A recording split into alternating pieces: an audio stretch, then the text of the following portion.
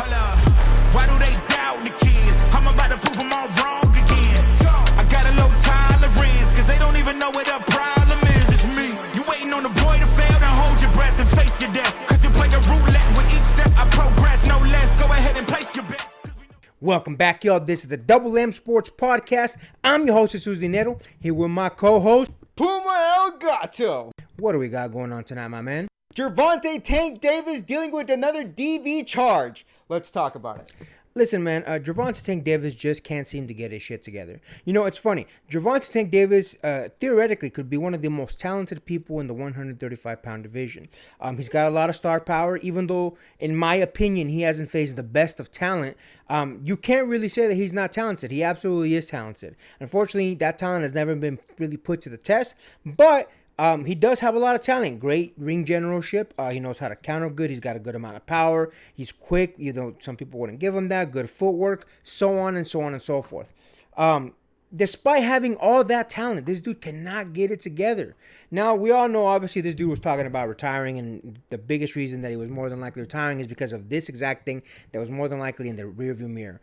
He's got another DV charge, I believe, coming out of Florida now, and it's just... Gervonta Tank Davis just cannot seem to stay out of trouble. This is one too many charges, if I'm being honest, as far as these particular charges. Listen, I understand that in the ring you have to be aggressive. You have to be that guy. You gotta knock your opponent's brains out. I get that. I 100% get that. Can't do the same thing out the ring, bro. You need to learn conflict resolution. You need to figure some shit out. Anger management, whatever. In fact, he's actually taken anger management before, court ordered, mind you. So you can't keep doing this type of thing, bro. Gervonta Tank Davis is just one of those fighters. He just never grew up mentally. Sure, he's disciplined, he's tough, so on and so forth. But I think the mentality of being a little boy never really left this man because he continues to do all these things. Imagine having all the money in the world. Imagine being young, bro. Imagine being in your early 20s, even late 20s. I believe he's in his 30s now.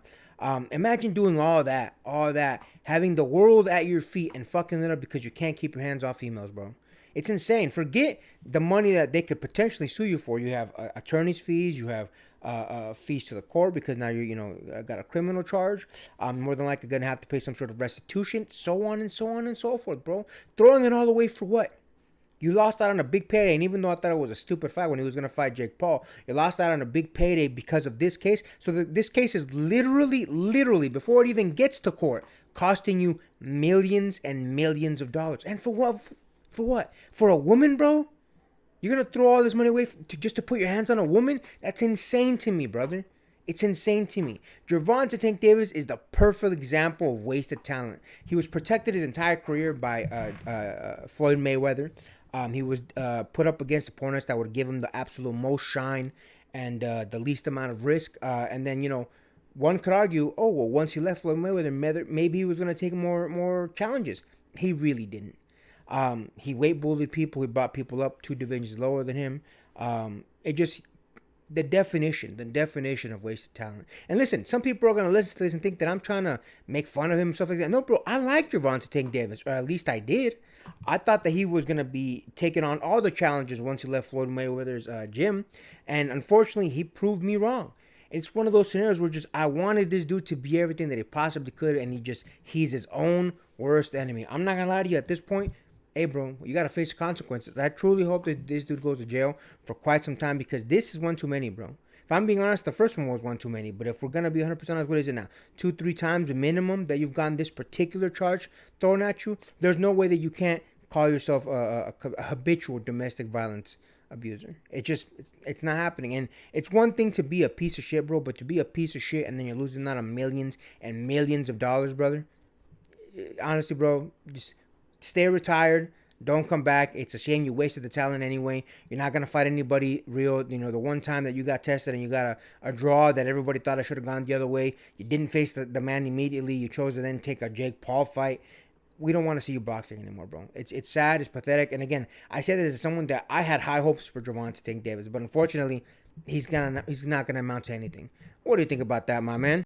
Look, man, it goes to show you that everything that happens before the ring is just as important as anything that happens inside the ring. And if somebody says, okay, well, it was just 1 or 2 incidents, fine. Well, first off, it was actually 5. It's actually 5 instances with the law that he's had. Not just with DV suits, but he also had a hit and run in between all that. And look, dog, you can't be wilding out all this because it's going to affect everything. Well, first off, it's practically immoral. Beating on women is not something you should ever do ever. Driving recklessly is not something that I would condone in the very least.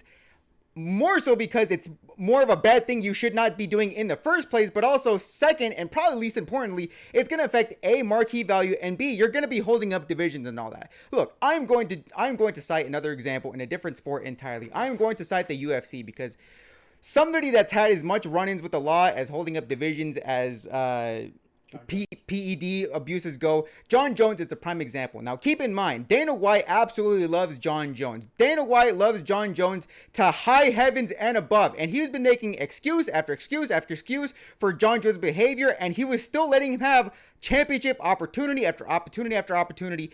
Finally, John Jones said, I'm not fighting Tom Aspinall. I'm going to retire. And even though he wanted to come back, Dana White said, I can't trust him anymore. I can't trust John Jones' shenanigans holding up every single fight because of his shenanigans outside the ring. And quite frankly, as a promoter, I can't book him anymore. And you might ask yourself, okay, but that's Dana White and that's the UFC. What does it have to do with Gervonta Tank Davis? Dana White loves John Jones. I doubt these promoters are thinking anything else but the bottom line dollar marquee value. If Dana White loves John Jones as much as he does, and granted, Dana White will polish John Jones to absolute the shiniest ball he can actually give John Jones. These promoters, I don't doubt that they really care about Gervonta Tank Davis that much. If any sort of trial arrangement that Gervonta Tank Davis is going to have to go through, because keep in mind, whether or not they were dismissed, whether or not they were filed down to misdemeanors, he still has to appear in court. I guarantee you, those court dates take precedent over boxing matches. I guarantee you, even if they were filed down to being absolute dismissed, he still has to appear in court. That's definitely more important than a boxing match, or at least those judges would definitely see it that way. So even if he was never formally charged, even if those charges were dismissed, even if they were filed down to misdemeanors, the fact of the matter is he's still getting reined in by the police. He still has to appear in court. And guess what? No matter what, bottom line, that's going to affect his marketability, because what promoter is going to think that Gervonta Tank Davis has any marketability if he can't even show up to the fights themselves? That is the biggest problem in all this. One of 2 biggest problems. Obviously, the biggest problem, first and foremost, is that it's not moral. It's not moral to be driving out, having hit and runs with people and hitting on women and all that. Obviously, that's first and foremost. That's egregious in and of itself. But the fact of the matter is, the promoters have to deal with this sort of nonsense. I doubt they're going to deal with it any longer. So, first and foremost, Gervonta Tank Davis shouldn't be doing this because it's an immoral thing to do. It's a wrong thing to do. But also, the fact that it's going to hurt his marketability, and I doubt any of these promoters are going to work with him any further. At this point, the more charges that he racks up, the more that the name Gervonta Tank Davis is going to be mud to any sort of bookers or any sort of boxing promoters. Am I being too harsh? What do you think about all that? No, bro, I completely agree with you. I think the more that he does this type of thing, who wants to market someone that's a habitual domestic violence abuser? Hard to promote that type of individual, right? So I completely agree with you. The more that these types of things happen, it gets worse and worse. And it even gets worse when you dive into them, because when you hear that he was choking somebody out, a female, when you hear he's putting hands on them, holding them hostage, essentially kidnapping, I believe was a charge, so on and so forth. When you see these types of charges like this and you look into the case, it gets worse and worse and worse. Listen, man, all the boxers that do this, like Floyd Mayweather, for example, they try to sweep this thing under the rug, right? They try to, do all these other things to distract you from the things that they did, because let's be honest, it does ruin the name. It does bring your marketability down. It does bring the amount of money that everybody involved can do, and it makes it harder to promote the fight, put it out there, because let's be honest, all it takes is one individual to really make this viral issue, and all of a sudden the whole world knows, and the whole world's out there boycotting your fight. And what are you going to say? Oh, why are you boycotting my fight? Bro, you've done this multiple times. You don't even have this lame-ass excuse that some of these people do. Well, I just got angry this one time. It was a one-time mistake. It'll never happen again. It's happened multiple times now.